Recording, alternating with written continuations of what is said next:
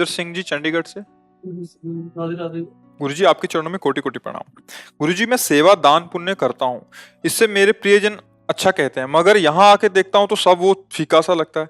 महाराज जी मेरे मन की स्थिरता आती नहीं और आने वाली परिस्थितियां ये बढ़िया बढ़िया बढ़िया निर्णय अंताकरण कर रहा है। यहाँ के आके सब फीका लगता है। मैं कर रहा हूं, यही खतरनाक खेल है, चाहे शुभ कर्म के लिए हो या अशुभ कर्म के लिए हो। भगवत कृपा है जो आप इस बात को पकड़ पाए। अशुभ कर्म तो निंदनीय है ही, पर मैं कर रहा हूं ये शुभ कर्म भी तुम्हें बांध देगा, ये भी बांधने वाला है। इसलिए त्वदीयम वस्तु गोविंदम तुभ्यमेव समर्पये। हे ठाकुर, आपने जो मुझे 4 रोटी दी तो आपने ही मुझे बुद्धि दी। आपके द्वारा दी हुई 4 रोटी से 1 रोटी हम किसी और के पेट में डाल देते। आपके द्वारा दी हुई वस्तु से आपके ही रूप का मैं करता हूं, ये मेरी वस्तु है, ऐसा भाव। ये बहुत सुंदर भाव आपके अंदर आया है और शायद इस सेवा भाव का फल आया है। ये ऐसा भाव कर ले, जो कुछ अपने पास है, अगर कभी किसी की सेवा का अवसर मिलता है तो मैं कर रहा हूं ऐसा भाव नहीं, मेरे प्रभु की वस्तु और प्रभु ही अंदर बैठ के। इसका फल क्या होगा? सीधे भगवान प्रसन्न होंगे। हरि प्रसन्न हो गए तो दुर्लभ, जा पर कृपा राम की हुई ता पर कृपा करे सब कोई।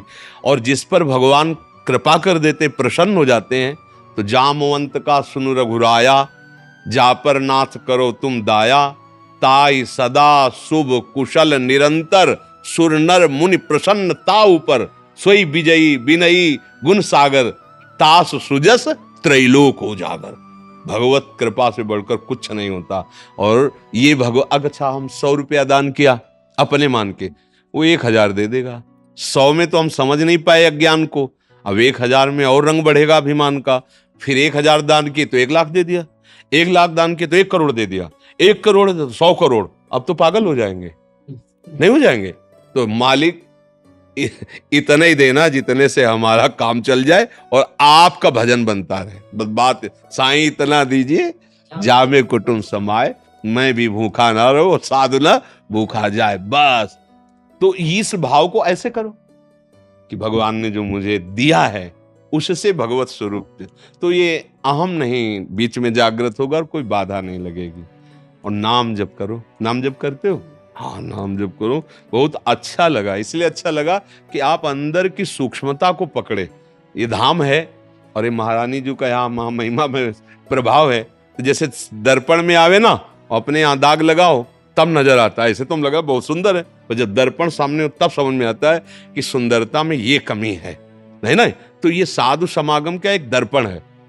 जब साधु सभा में बैठोगे तो आपको जो अपनी बुराइयां हैं वो चुभने लगेंगी और ऐसा लगे यार कब मैं ऐसा छोड़ पाऊं, जैसा एक कह रहे हैं कब मैं चल पाऊं। ये साधु समागम का परिचय क्या है कि मैं जहाँ साधु समागम हो रहा है, जब ये बात आने लगे तो समझे कि साधु समागम हो रहा है। बहुत कोई गलत नहीं कर रहे हो, समझ रहे हो ना, पर जिस ऊंचाई पर चढ़ना है आनंद की, वहां ये बाधा पहुंचा सकता है। तो इसलिए इस भाव को सुधार लो। क्रिया तो वही है, भाव को सुधार लो। कभी हम किसी की सेवा करके अहम न करें और दूसरे में भाव ये में कि हम कभी बदला न चाहें। जैसे आपकी सेवा बन गई तो सोचे कि कभी अवसर आएगा ये भी हम, ऐसा भी भाव न करें। तो वो सेवा भगवान की प्रसन्नता हो, और भगवान की प्रसन्नता हो गई बन जाएगी, सब बात बन जाएगी। मालिक प्रसन्न हो गए, साहब प्रसन्न हो गए, बस सब बात बन गई। ये जो प्रचंड माया है ना, जब वो प्रभु प्रसन्न हो जाते हैं तो दूर हट जाती है, और जब हम प्रभु से विमुख होते हैं तभी हमें घेर लेती है और परेशान करती, इतना परेशान करती कि आदमी सोचता मैं आत्महत्या कर लूं। जब यहाँ कोई आके ऐसा बोलता है तो लगता है देखो कितना बावरा बना देती है माया। इतना कीमती शरीर, एक एक श्वास कितनी दुर्लभ, और वो कह रहा मैं आत्महत्या कर लूं, तो कितना बावरा बना देती है। इसलिए बहुत सावधान, बहुत सावधान।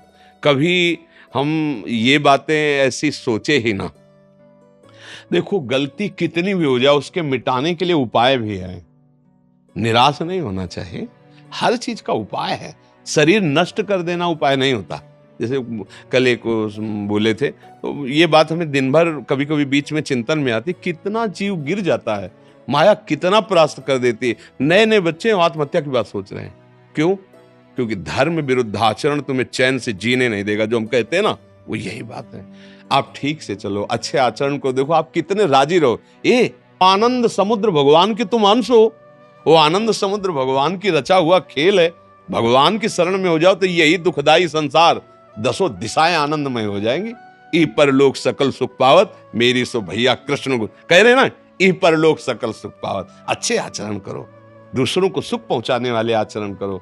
गुरुदेव, माता पिता, परिवार, बुजुर्ग, इनका समा भी देखो, हृदय शीतल हो जाएगा।